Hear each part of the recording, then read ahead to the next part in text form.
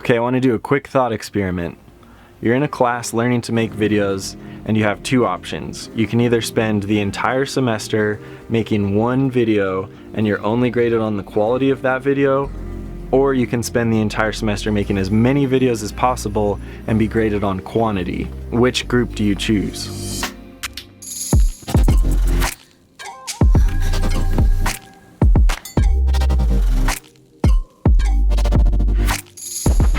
Okay, so first off, this isn't my idea originally. This is a spin-off of a story in a book called Art and Fear. The authors talk about a ceramics class where the class was divided into two groups. The first group was graded purely on the quality of one pot. They had to make the best pot that they possibly could.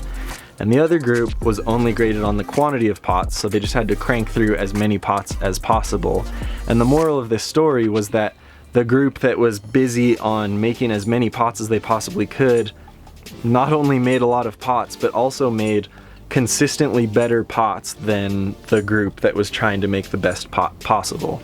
This just makes so much sense to me in the video world or in the photography world. It's easy to be so hard on ourselves to want to make the highest quality possible that we lose sight of the creative process.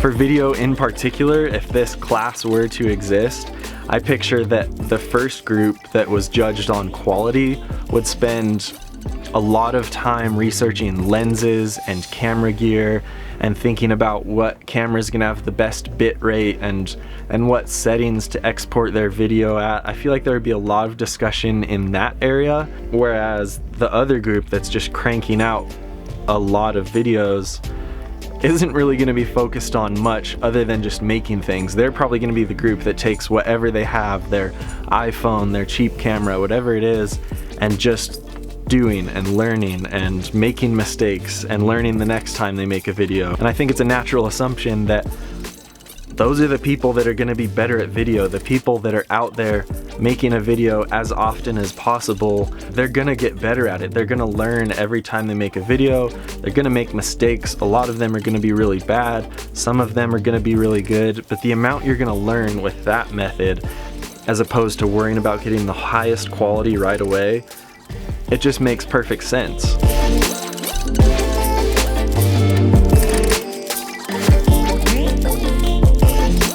Now, I'm not saying that you should just get into this routine where you follow the same recipe that's easy for you. It still needs to be pushing yourself and learning new things. But I think even when that's just a tiny thing that you're learning with each video or each step along the way, over time, that's going to be this massive improvement because you're just pushing yourself a tiny bit with every step you take. I just wanted to share that quick story. That parable about the ceramics class has been on my mind a lot lately as I'm just trying to crank out a ton of videos right now. So as always, I seriously appreciate you being here. Thank you so much for watching, and I will see you next time.